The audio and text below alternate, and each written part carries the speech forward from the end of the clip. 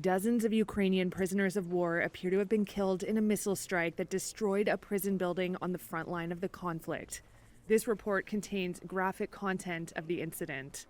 The Russian and Ukrainian governments are accusing each other of carrying out the attack, which happened in the town of Olenivka. It's part of the Donetsk region held by separatists.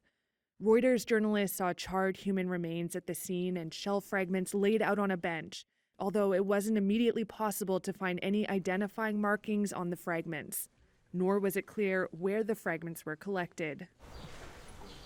Russia's defense ministry said 40 prisoners were killed and 75 wounded when the facility was targeted by rockets made in the United States. That's according to Russian news agencies.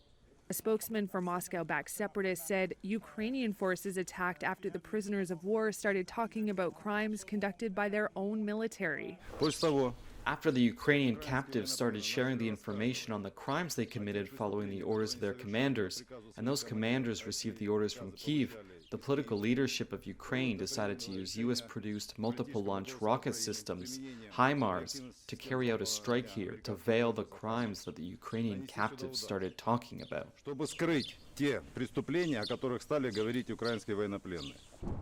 Ukraine's military denies carrying out the strike. It says it was Russian artillery that hit the facility to hide the mistreatment of prisoners there and then to blame Ukraine. Ukraine's foreign minister is calling it a war crime.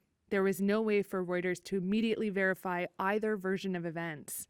Ukraine's government has accused Russia of atrocities against civilians throughout the conflict and says it has identified more than 10,000 possible war crimes.